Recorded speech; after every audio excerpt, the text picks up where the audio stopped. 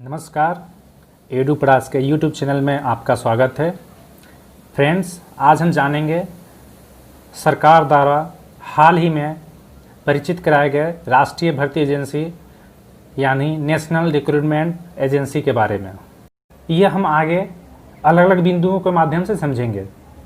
तो जैसा हम देखते चले आ रहे हैं, वर्तमान में सरकार के जितनी भी नौकरी आती हैं उनके इच्छुक अभ्यर्थियों को विभिन्न एजेंसियों द्वारा आयोजित साल में कई परीक्षाएं देनी पड़ती है। जैसे अगर बैंकिंग सेक्टर में एग्ज़ाम आएगा तो उसके लिए भी पीटी आपको अलग से देना पड़ेगा और मेंस अलग से देना पड़ेगा। अगर रेलवे की कोई एग्ज़ाम आती है जैसे एएलपी या अन्य एनटीपीसी, तो उसमें आपको पीटी यानी प्रारंभिक परीक्षा और मेंस दोनों देना पड़ेगा। तो सरकार का कहना है कि जितने भी ये एसएससी, रेलवे और बैंकिंग, इसमें फ़िलहाल 3 सेक्टर को शामिल किया गया है। इन तीनों सेक्टर के जितने भी एग्ज़ाम होंगे उनके लिए एक कॉमन एलिजिबिलिटी टेस्ट निर्धारित किया जाएगा, जिसके माध्यम से रैंक प्राप्त बच्चों को पीटी एक बार ही देना पड़ेगा। वो किस माध्यम से, वो हम आगे देखते हैं। तो इनसे जैसा कि हम देख पा रहे हैं, वर्तमान में जितना भी जॉब के लिए हम अलग अलग पीटी दे रहे हैं यानी प्रारंभिक परीक्षा दे रहे हैं, तो उससे क्या हमारा समय का बहुत ज़्यादा बर्बादी होता है और साथ में ही लोग को फीस उनकी लगती है, आने जाने का खर्च लगता है। वही अगले पॉइंट में बताया गया है, अभ्यर्थियों को कई बार फीस भरनी पड़ती है और परीक्षा देने के लिए लंबी लंबी यात्रा करनी पड़ती है। जैसे अगर हम एग्जाम्पल लें, अगर एसएससी, रेलवे और बैंकिंग की बात चल रही है तो उसमें हम देखेंगे कि प्रारंभिक परीक्षा सरकार ने तीनों के बदले एक आयोजित की। तो हमें क्या हुआ कि तीनों के बदले हमें एक एग्ज़ाम देना पड़ा, अन्य 2 का खर्च हमसे बच गया और हमारा जो समय का बर्बादी होता है एग्ज़ाम देने के लिए, क्योंकि सेंटर काफ़ी दूर दूर पड़ते हैं, तो उनसे हमें निजात मिल सकती है। इन मुश्किलों को दूर करने के लिए राष्ट्रीय भर्ती एजेंसी विभिन्न सरकारी नौकरियों के लिए टीयर 1 यानी कि प्रारंभिक परीक्षा की एक सामान्य परीक्षा आयोजित करेगी। इससे क्या होगा, एनआरए यानी नेशनल रिक्रूटमेंट एजेंसी की पहल से अभ्यर्थियों व संबंधित भर्ती एजेंसियों का बोझ कम होगा। तो फ्रेंड्स, हमने देखा कि इससे अभ्यर्थियों का फायदा है। जैसे आपको कई अन्य एग्जाम के बदले सिर्फ एक प्रीलिम्स देना होगा, एक प्रारंभिक परीक्षा देनी होगी, तो उससे आपका समय का बचत, दूर दूर की जो यात्रा करनी पड़ती है उनसे बचिएगा, साथ ही आपको फीस में भी कटौती होगी। अब इससे हम देखते हैं कि इससे संबंधित भर्ती एजेंसियों का बोझ कम कैसे होगा। तो इसको लेने से संबंधित भर्ती एजेंसियां जैसे एसएससी, रेलवे, बैंकिंग, इनका बोझ इस तरीके से कम होगा, क्योंकि अगर प्रीलिम्स परीक्षा एक बार ले ली जाती है सभी स्टूडेंट्स की, तो वो उसमें ही जो है मेरिट जितना पे वो उठाएंगे, उससे सक्सेसफुल जो कैंडिडेट हैं उनका ही मेंस वो लेंगे, प्रीलिम्स लेने की आवश्यकता उन्हें नहीं पड़ेगी। तो इनसे क्या होगा कि उनका भी समय अपने अभ्यर्थियों को चयन करने का बचेगा और वो कम समय में अपने योग्य अभ्यर्थियों का चुनाव कर सकेंगे और ये प्रक्रिया काफ़ी पारदर्शी होगी और काफ़ी आसान होगी। तो चलते हैं आगे कि हम स्लाइड में देखते हैं अन्य बिंदुओं को। नौकरी चाहने वालों को समान पात्रता परीक्षा कॉमन एलिजिबिलिटी टेस्ट से मिलेंगे ज़्यादा विकल्प। वो ज़्यादा विकल्प कैसे मिलेंगे वो हम देखते हैं। सीईटी यानी समान पात्रता परीक्षा, इसमें हम 2 बिंदु पे ध्यान देना चाहेंगे। एक तो एनआरए है जिसका फुल फॉर्म होता है नेशनल रिक्रूटमेंट एजेंसी, दूसरा सीईटी समान पात्रता परीक्षा कॉमन एलिजिबिलिटी टेस्ट। तो ये जो एग्जाम कंडक्ट करवाएगी उस एजेंसी का नाम एनआरए है यानी राष्ट्रीय भर्ती एजेंसी, और उस परीक्षा का नाम होगा समान पात्रता परीक्षा कॉमन एलिजिबिलिटी टेस्ट। ये 3 अलग अलग स्तर पे आयोजित किए जाएंगे। स्नातक पे यानी ग्रेजुएशन पास एग्जाम के लिए, उच्च माध्यमिक यानी 12th पास एग्जाम के लिए, और मैट्रिक पास यानी 10th क्वालिफाइड स्टूडेंट के लिए। अब इसमें हम देखते हैं कि गैर तकनीकी पदों के लिए कर्मचारी चयन आयोग यानी एसएससी, रेलवे भर्ती बोर्ड आरआरबी, बैंकिंग कार्मिक चयन संस्थान यानी बैंक, रेलवे और एसएससी के टीयर 1 यानी प्रारंभिक परीक्षा की जगह सीईटी आयोजित किया जाएगा। हम पुनः इस बात को दोहराना चाहेंगे, इन तीनों एग्जाम के लिए अलग अलग प्रारंभिक एग्जाम ना होके एक ही सीईटी आयोजित किया जाएगा। मेंस अलग अलग भर्ती बोर्ड अलग अलग आयोजित करेंगे।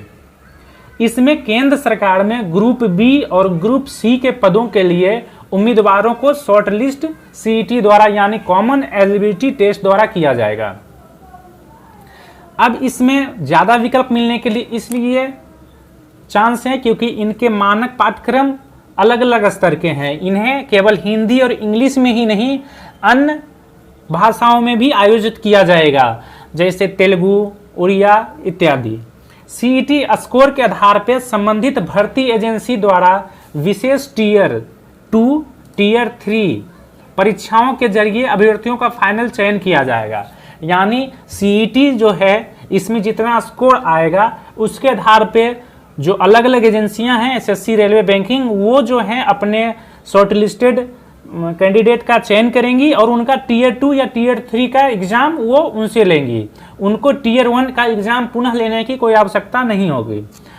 और नेक्स्ट हम ये देखेंगे कि इनका वैलिडिटी कितना होगा। अगर आप एक बार सीईटी एग्जाम क्वालिफाई कर लेते हैं तो वो 3 साल के लिए वैध होगा और इसके लिए प्रयासों की कोई प्रतिबंधित सीमा नहीं है, यानी आप बारंबार प्रयास कर सकते हैं। अगर आप एक बार फेल करते हैं पुनः इसके लिए प्रयास कर सकते हैं और इस दौरान जो आपका सर्वश्रेष्ठ स्कोर होगा, जैसे कि आपने अगर मान लीजिए 3 बार एग्जाम दिया, एक बार आपका 60%, दूसरे बार 64, तीसरे बार 56% आया, तो आपका फाइनल स्कोर 56 ना होके 64 होगा, जो कि सर्वश्रेष्ठ स्कोर होगा।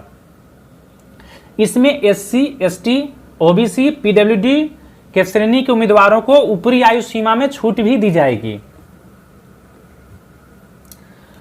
इसके पारदर्शिता के माध्यम से हमें फायदे क्या क्या मिलेंगे।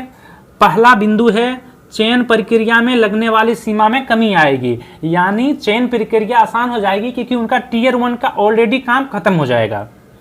दूसरा, समान पात्रता वाली अलग अलग एजेंसियां जितनी हैं, जैसे एसएससी, रेलवे, बैंकिंग, वो एक ही पैटर्न पे अपना अपना प्रारंभिक परीक्षा का एग्जाम लेती है, वो उनका खत्म हो जाएगा।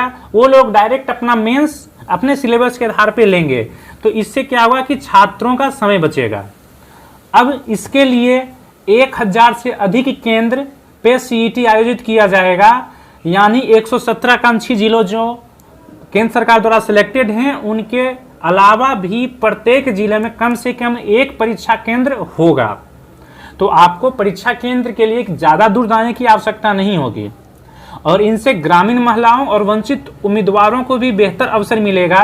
क्योंकि होता क्या था कि अन्य एग्जाम जैसे रेलवे वगैरह में खास करके आपको एग्जाम देने के लिए बहुत दूर दूर चेन्नई, बेंगलोर, सिकंदराबाद जाना पड़ता था। तो इससे क्या होता था, ग्रामीण क्षेत्र की महिलाएं ज़्यादा बढ़ चढ़कर इस एग्जाम में भाग नहीं ले पाती थी और वो ज़्यादा से ज़्यादा संख्या में अपनी उपस्थिति दर्ज नहीं करवा सकती थी। अगर नज़दीक में एग्जाम होगा वो लोग अपनी भागीदारी सुनिश्चित करेंगी और उनको एग्जाम देने का अच्छा अवसर मिलेगा। इसमें आपको प्राथमिकता क्या मिलेगी, उम्मीदवारों को परीक्षा की समय सारणी और परीक्षण केंद्र चुनने का विकल्प मिलेगा। आप पहले क्या होता था कि आप एग्जामिनेशन सेंटर चुन सकते थे, इसमें आपको समय सारणी भी, यानी ये जो है ईयर में 1 साल में 2 बार एग्जाम आयोजित होंगे, आप दोनों में किसी बार में भी एग्जाम देके क्वालिफाइड कर सकते हैं और आपको यहाँ पे ऑप्शन मिल रहे हैं इस चीज के लिए। रोजगार सृजन को इसमें कैसे प्रोत्साहन मिलेगा, जैसा कि हम देख रहे हैं सीईटी के अंक में केंद्र सरकार ही सिर्फ भागीदारी नहीं करेगी, इसके अलावा वो अपना डाटा राज्य सरकार, केंद्र शासित प्रदेश, पीएसयू, निजी क्षेत्र की कंपनियों से भी साझा करेंगे। उनसे क्या हुआ कि अगर पीएसयू सेक्टर की कंपनी या निजी क्षेत्र की कंपनी को भी आपका परफॉर्मेंस अच्छा लगेगा तो वो आपको अपने सिलेक्शन के लिए शॉर्टलिस्ट कर सकती हैं, आपको ऑफर जॉब कर सकती हैं। इस प्रक्रिया से क्या होगा, जितनी भी सरकारी और निजी कंपनी उनके समय और खर्च में बचत होगी। उनको बारंबार, मैं फिर से दोहराना चाहूँगा, उन्हें बार बार एक ही एग्जाम लेने की जरूरत नहीं पड़ेगी।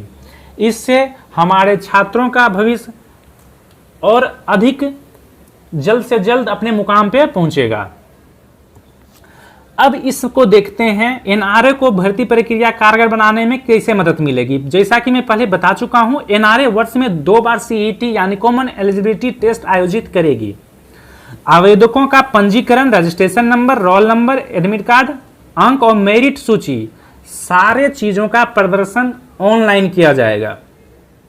सीईटी के दौरान अभ्यर्थियों की भारी संख्या में जांच की जाएगी, यानी अवेलेबिलिटी की कोई कमी नहीं होगी। आप जितना छात्र चाहते हैं उतना छात्र एग्जाम दे सकते हैं एक बार में। परीक्षा में बहुविकल्पीय यानी ऑब्जेक्टिव बेस्ड क्वेश्चंस होंगे, ये एग्जाम सब्जेक्टिव नहीं होगा।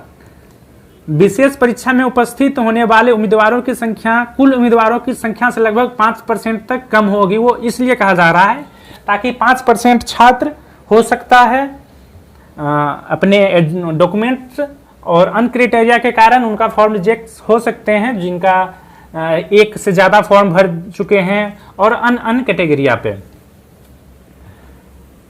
तो आज मैंने आपको एनआरए से रिलेटेड कुछ बेसिक जानकारी दी। तो आशा करता हूं ये जानकारी आपको लाभप्रद साबित होगी और आपको एनआरए यानी नेशनल रिक्रूटमेंट एजेंसी को समझने में काफ़ी कारगर साबित होगी। तो फ्रेंड्स, आशा करता हूं अगर आपको ये वीडियो अच्छा लगा, कृपया हमारे वीडियोस को लाइक करें, चैनल सब्सक्राइब करें और दोस्तों को शेयर करना ना भूलें। धन्यवाद।